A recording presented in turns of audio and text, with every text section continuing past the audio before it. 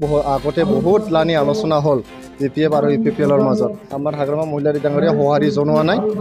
প্ৰমোদ বড়ো ডাঙৰীয়া নেতৃত্বত বড়োলেণ্ড অঞ্চলত শান্তি স্থাপন হ'ল। এতিয়া আমি নিৰ্বাচন যেতিয়াই ডিক্লেয়াৰ কৰে তেতিয়া খেলি পেলাই জিকাৰ কাৰণে আমি সাজু হৈছোঁ।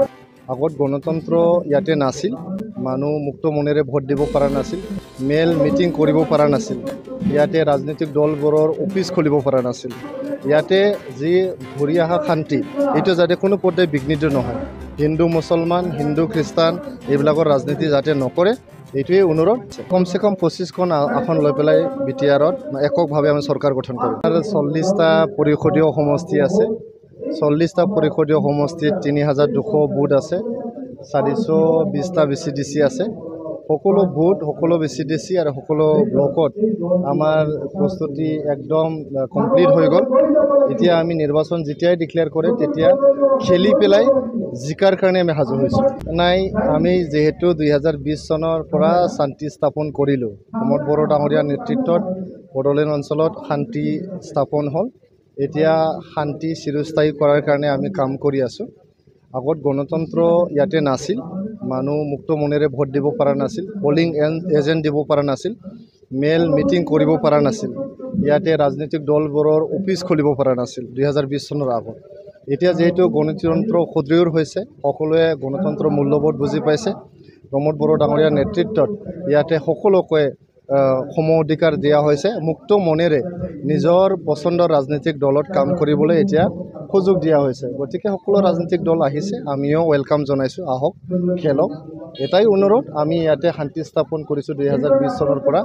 ইয়াতে যি ঘূৰি অহা শান্তি এইটো যাতে কোনো পৰ্যায়ে বিঘ্নিত নহয়, হিন্দু মুছলমান হিন্দু খ্ৰীষ্টান এইবিলাকৰ ৰাজনীতি যাতে নকৰে এইটোৱে অনুৰোধ। আপোনালোকে আহক, ইয়াতে কনষ্ট্ৰাকটিভ আৰু পজিটিভ পলিটিক্স কৰি পেলাই আপোনালোকে ইয়াতে নিৰ্বাচনত অংশগ্ৰহণ কৰক।